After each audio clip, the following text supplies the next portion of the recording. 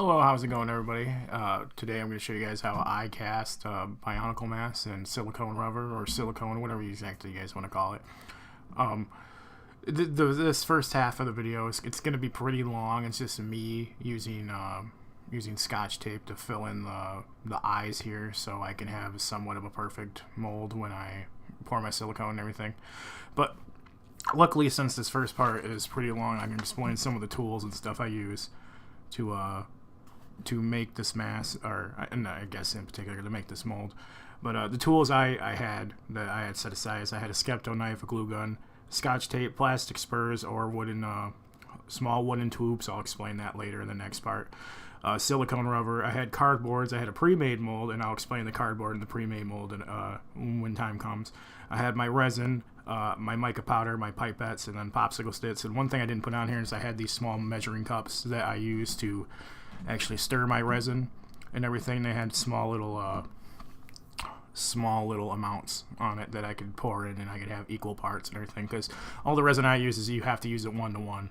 So, but with that said, getting into the video, what I'm using right now is I'm using Tamiya brand Scotch tape. I forget what exactly Tamiya calls this type of tape. It's mainly used so you can it's masking tape, excuse me, that's what they call it. It's Tamiya brand masking tape, and I'm using it right now with this pair of tweezers to just cover up these eye holes, because when I go and I cast the mask and everything, it's easier if there are no like holes or anything like the eye sockets or anything like that. Just being exposed like that, so I might as well cover them up, and it'll just make cutting the mask out easier, because if they're not and everything, they'll be, the mask will kind of be trapped in the mold, and I'll have to cut it out. And when I've done that before, I've had a couple different problems with the mask itself, where it just doesn't look right after I put resin in it and then I get a mold out of it, or I get a mask out of it. It just doesn't look right, so I chose not to do that. All right, and I apologize about the audio and everything. I couldn't find my pop filter for my mic, and two, this is a brand new setup for me, so I'm not quite sure if the mic is close enough, or if it's too far away, or if it's too close, or you guys get what I mean. So yeah, but with that, I want to say I actually don't know how long this part goes on for, but I did put a lot of tape on this mask, because I was really afraid that resin was going to seep through the eye sockets and everything, and it's going to be hard to pull out. This is actually my second time casting this mask, and the reason why I chose this mask is because it was just easy. Originally, I was going to use the Kirill, which is the mask that Taraga Duma wears, or Doom, excuse me. It's the mask that he wears, but I thought that mask, even though I did make a mold of it and everything, I thought that mask would be a little bit too hard for some like new people to make a mold of. I mean, there could be people out there that could just immediately make a mold of it, and it'd be absolutely amazing, but I just thought it was a little bit too, too elaborate, or too intricate. So I was just like, you know what, we're just gonna go with this mask, since this mask is just really easy. This is my second time making a mold of this. I still have the original mold and everything. I didn't use that mold for this video, but I was just, I just wanted a brand new one and everything like that. So that little tool that you see me using in the video, by the way, that is I want to say that it is a tool for sculpting, but I'm just using it to make sure that all the corners of the Scotch tape is pushed together and everything, so it doesn't seep through the cracks and all that. That's all I was using it for. So, and here's our next part. So in this next part, you see that I have these two little plastic pieces of runner glued to the bottom of the mask. Those are going to be our fill points for the mask once we pour the silicone and everything, or I guess once we cut it out. And the reason why there's two of them is so when I am filling resin into the mold, there's air that is already in it can escape through the other hole. That's basically why there's two of them there. And I'm kind of gluing it to this piece of cardboard. I'm not going to make a cardboard shell, or like a cardboard case, so I can fill it up with. I'm actually going to, a cardboard mold is the word I'm looking for. My apology. I actually have a pre-made mold and everything, so you guys won't have to worry about that. But you can make a mold out of almost anything. I've seen people use Legos. I've seen people use cardboard. Cardboard is probably the one that you probably have the most of around your house, so I would suggest using that. But no, and now I'm gluing it to the cardboard, and I'm actually using another mold I made to help hold it up, so it's still on that piece of cardboard. I apologize by how low my hands are in the video too. I meant to have it up on that X. If you see that X made out of that Scotch tape, that's where that is supposed to be. I was just so bad about putting that up there that I was just like, well, watching back the video, I was like, well, that's my fault. But no, in later videos, I will make sure that everything is on that X exactly, so you guys can see it properly. But no, as you see, the mask is just gradually leaning on that mold, or not? Yes, mold. Excuse me. And then here's the actual mold I'm going to use. This is a Let's Resin mold that I bought just recently. I bought this, some Let's Resin, and then some Mica Powders, I think for like $30, which is a really, really good deal. And if you're wondering what the hell I'm doing, I apologize for my language. I'm making sure that the mold is glued to the piece of cardboard, and I'm doing that for a specific reason. That's to make sure resin doesn't seep out the bottom. Because if I were to just leave this like that and then pour silicone in there, silicone would definitely seep out the bottom and everything. And that's why I was just like, yeah, no, we're not doing that. I actually taped the inside of the mold too, where all those little cracks were, where the mold's connected together, just to like extra make sure that it didn't do that. So yeah, but like I said, you can make a mold out of almost anything. Like I said, I've seen people use Legos. I've seen people use cardboard. Cardboard is probably the one that I said that you guys will have most likely around your house, especially if you order a lot of packages and stuff. You'll probably have just like a butt ton of it. You will need a glue gun though, or some type of adhesive to keep like the mold together, but that's how it is.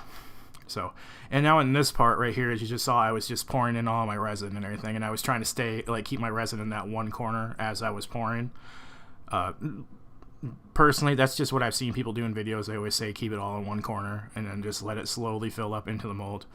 But no, now I'm actually checking to make sure that my seams along the mold itself are good and there's nothing coming out of them. I do suggest that you do, once you put that hot glue down, that you just leave it there for a moment so it all coagulates and hardens up, because there have been a couple times where I've been rushing myself doing that, and I just accidentally mess up, and I and it's still hot or it hasn't dried, and resin will seep through that stuff, which is kind of crappy, but hey, whatever. So here's where I pulled out these plastic little runners and everything. And when I mean runners, I mean like they're the actual like Spurs from like model kits and everything like that. I just had a bunch of just like empty runners just sitting around, so I cut them up one day, and I was just like, I'm just gonna use these for molding and stuff like that, because I mean, it just worked out really well. And this is me trying to cut out the mask. I did an absolute horrible job at cutting this mask out. I don't know what it was. I just the silicone and my Scepto knife just was not working together this day, and I was just having such a hard time cutting this out. I talk more about it in the last 7 minutes of the video, where if you want to skip to that just to see all the masks, because I will show you guys some masks and everything that I made at the end of the video, go right ahead. I mean, you guys don't have to sit here and watch this and everything, but hey, it's whatever you guys want to do. The best thing I can suggest to you, and I'm going to reiterate this later, is when I cut out masks from silicone, I try to stay underneath the side of the mask is the thing, and that's because that's, in my opinion, where like the best cut is. And you'll be able to tell when you're doing that, because your Scepto knife will just lightly it'll just glide right for the silicone just like so nicely is the thing. But that's where I try to stay, because that's where you just won't have like a bad part in your mask is the thing. Like if you were like to cut into the front of the mask, it's like you don't want to like cut the front of the mask where like it's on like the face and everything, because then you'll have like a really bad like seam line when you go and fill up the mold and everything. Like if you fill it up and then you have like silicone, you have like a really bad seam line. You want to make that seam line behind the mask and everything, so it's just like easy to clean up and all that jazz and everything. And you can kind of see here, like I'm trying to cut back behind the mask, but my fat fingers are in the way, which is why I didn't show this whole video of me trying to cut it open, because I just did such a horrible job. Like I said, I was having a bad day with the silicone and then my Scepto knife and everything. I probably should have changed my blade out before I did this, but I didn't think about it whatsoever. But as you can see, I'm trying to cut behind that mask in particular, so that's where my seam is. But yeah, it just wasn't working for me. Was not having fun with it and everything. I did manage to get the mask out and everything, but the front of that mask, where those two tubes are and everything, it got the worst of all of it. It just does not look good at all, which is funny, because I still did get an okay print out of the mask, which you'll see later.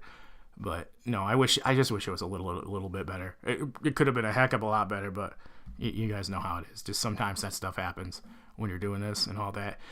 So, and then here's me just actually filling up the 2 molds. So, like I said, I had 2 molds that I made. I had one of the Kirill, and then I had this one, which I believe is the Rao, if I'm correct. I may be wrong on that. My Bionicle is just a little bit, not the best. I've always liked Bionicle. I really, really do. It's one of the one things I really love. I actually got back into it like a couple years ago because I watched a duck brick video about the lore of Bionicle and everything, and that just like reignited my whole entire like love of Bionicle and everything. Here's the resin I was using, by the way, and yeah, just a really weird thing, and it was one of those things where it's like, man, I really want to get back into this because this is just like something that was like really prominent in my childhood and everything, and it now evolved into this where I'm making my own copy of masks and stuff like that in crazy ass colors and all that stuff. But no, here's me just filling up the molds. I did purple for the Rao, which you guys will see a purple version, but the version that you guys will see is just not very good. And then I did this light blue for the Kirill and everything. And these are the mica powders that I got with the Let's Resin stuff. Because like I said, I got a kit for really, really cheap, and I was just like, oh, all right, I'll use these and everything. But you can use whatever type of mica powder, whatever type of resin that you guys want. I do suggest getting these pipettes, though. These pipettes make filling these molds a lot easier. Before, I would just dump the resin in there, and I would just squish it and everything and make sure that the resin goes down in there. I also had the molds taped up, if you guys can see, so no access can seep out off the mold, but at the same time, so I can keep my resin in my mold. So that's how that's working out. But no, you can use whatever you guys want and everything. And then that mold on the side right there that you guys see, that's actually a dice mold. And whatever I have left over, I'm just going to pour into that mold so I don't waste any resin. There's actually a container right there next to it that just has all my spare dice in it that I've just made. I just have a shit ton that I just have in that little container. But no, that's what I do with it. And something I didn't do in this video is I guess maybe the best way to say it is burping the molds, but usually I would smack the molds either on the table or on my hand, and I would do that to get some of the bubbles to come out, only because some of these masks that I made, they did have really bad bubbles. In particular, the Kirill did not turn out very well, and you guys will see that in the next part with the live reaction and everything. But no, I honest to God suggest that you smack them on the table and everything like that, and then like you burp them, like you can squish them and burp them to get bubbles out, or you can do the smack method. So a lot of people have like pressure pots and stuff like that they put them in. I'm just not that luxurious. I don't have one of those. I would absolutely love to have one of those. It would make this a lot easier. A pressure pot or a vacuum chamber, I believe the other one is. Someone told me a long time ago, if you have something that vibrates, like a paint thing or like a paint shaker or something like that, that will help like shrink the bubbles in your mold and everything. I don't know if that's true. That was just something I read a long time ago off Reddit. But I don't know. That's something that I would absolutely love to make a video on and everything. And there are a couple other videos I like to make on mass casting, like casting with resin and everything, and then other objects that you could use to make molds with and everything, because like I said, you don't just have to use like cardboard or that pre-made mold and stuff. I actually have a bag full of just like random circular objects that I have that are like hollow that I use for making molds and stuff, and that's a video I'd like to also make. But no, I think with that, this is about it, because it's just me at this point just filling up these molds. So I am going to leave you guys with the rest of this, and in the last 7 minutes it should just be me doing a live reaction on the masks and everything, because I think I made like 4 or 5 of them, and then I showed you guys a couple other masks from different molds I made. So yeah, I hope you guys enjoy that and everything. So how's it going, everybody? I'm not sure if you can quite hear me or not or anything like that, but before I show you guys what the finished mask looked like and some other ones that I have made using this method, I just want to explain to you a little bit more about how to basically cut the mask out of the mold, because in the footage, I didn't really show a lot of me cutting it because I was just having so much of a problem with it. But basically, to explain what really to do, I'm going to get real close with this mold real quick, is if you can see, and I'm sorry that the mold's a little bit dirty, I did use it, but the best thing to do is to keep your Scepto knife like very, very close to the back side of the mask. So if I can get my thumb here in the right spot. So pretty close to like the back side of the mask. As you see, I just basically kind of cut around it, around the back side, just so I could have like somewhat of a perfect mold on each side and everything like that. That's the best I can explain it to you and everything like that. So I wish I still had the other mask in here so I could show you, but I basically just cut back around it, like I said, and that's the best way to get it. The only really hard part is, like I said, I had these two fill holes right here, and it was kind of hard cutting in between these, making a perfect line and all that. So it is kind of messed up here, especially right here on this side. This little part right here, it comes out and it flips around and stuff. So that was basically somewhat of the hard part with that. But no, that's basically like the best advice I can give you. Now if I can switch this to this, okay, and there we go. So I did get some good casts. Some of them I'm not going to be able to use because they just didn't cure properly, which is just a problem with mask making. Sometimes you'll have that issue. But I will show you some that I have made and have turned out really good. But I had two molds that you guys saw. Originally, I was supposed to do the Kirill, or the Great Kirill, which is the mask that Taraga Doom wears in the movie. I was originally going to use that one, but I decided that I was going to use an easier mask instead, because I just felt like it would be better for you guys if you guys had never done any silicone casting of anything like that. So I used this this mask. This was probably the best mold I got out of this one, but as you saw, I had this light blue version at the very beginning, and this was probably the best one. I'm trying to get it in view to where it looks good. I did have some problems down here on the bottom where it kind of, oh wow, it's still kind of blurry. I apologize about that, but I still had some bubbles down here at the bottom and everything. But honestly, I think this was probably like the best one out of all of them. Originally, I casted it in purple, and here's what this purple one looked like. Same problem. It had those things down there at the bottom, which really sucked. It really did. This mask is really flexible, so it didn't cure properly, which sucks. I won't be able to use it for any mocks or anything like that.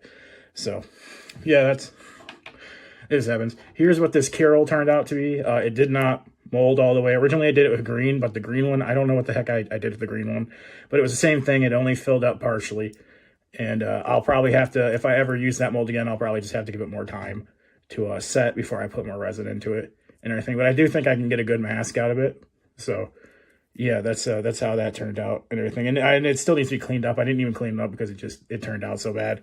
So yeah, and then for the other mask, I did this one. I I don't know what happened with this. I originally was doing gold and blue, and then I was going to do a black for the main color and everything, but I ended up doing blue instead. So yeah, now it just kind of looks like a weird rusted mask. So yeah, but no, to show you that you can get good molds out of doing this, I'm going to show you this failed one first. But here is a Gavla's mask. I believe that was the name of this Matoran, excuse me. And it is messed up. You see up here at the top, it's all messed up and everything. And then the peg didn't turn out properly and all that. But no, here's one of these failed ones that I had, and I just want to show you guys that. But here is like an actual good one that you could use, and it was used with the silicone process where you cast it in silicone and everything. The only messed up part is this part right up here. I pulled it out of the mold too soon, and I messed it up. But this next one I'm going to show you, and this is like a silverish blue color. It's the best way to explain it. And the peg did mold pretty well. But this one, which is just this really crazy looking one that I made, just because why not? And my light is acting all funny for some reason. I don't know what's going on with that. But here, we'll just turn this off. There you go. But no, this is just a crazy one I cast. I was just messing around with colors. And yeah, no, this one turned out perfectly. Like, there's no problems. There is still like some stuff up here in the corners from where I had the runners from where I used to make the fill-in points and everything. But other than that, no, this one is like really cool. It turned out perfectly and all that. It even has its peg in the back. It even has that. And no, it was honestly okay is the thing. It was really, really good. Just has, it's clearly like I would have to find a specific mock to use this with, because it's just a very specific like color. It's like it's supposed to be green, but it's like a really light like white pigment that I put in, and then I tinted it green, somewhat green, and you can't really see the green that much. But you can see the green from these flakes I put in here, which I was really surprised these flakes even went into this mask. I didn't think they would. But nope, they did. And I got this crazy looking abomination. But no, you can get good masks out of this, and or out of this process. And I mean, I just wanted to show you guys how to do it and everything. So, and then just to show you one more mask. This one I could use. I'd have to fix it, and I'd have to do some cleanup on it. But here's a Roxy mask that I made. I never really get to cast anything in pink, and I was just like, you know what, I just want to do this light pink, just like to see it. It doesn't. Oh no, oh, it's gone now. All right, well, it's now to the aether. I'm sorry. It's somewhere that I know not now. Oh boy. How I actually really don't know where it is. Oh no. Well, anyways, it didn't have a peg on it, so I couldn't use it, but I could use it if you guys understand that. So, yeah, but, no, like I said, I had that one really good mask and everything, and, I did make a mock, you know, little Tauren dude to show you guys. I would lower the camera so you guys can see him better, but my camera stand doesn't go any lower. But I did make this little mock to show you guys, you know, what it would look like on something, you know, everything like that. But here it is. All that stuff. If you guys enjoyed the video, go ahead, leave a like, comment, all that crazy old mumbo jumbo. If you guys have a better way to do anything as well, just to help other people out, we're just scooch this guy over here a little more. Just to help other people out, go ahead and leave it down in the comment section and everything like that. I was really just making this video to show people how I make masks, not like the definitive way to, like, you know, make masks in general. But no, anyways, I hope you guys have a good day.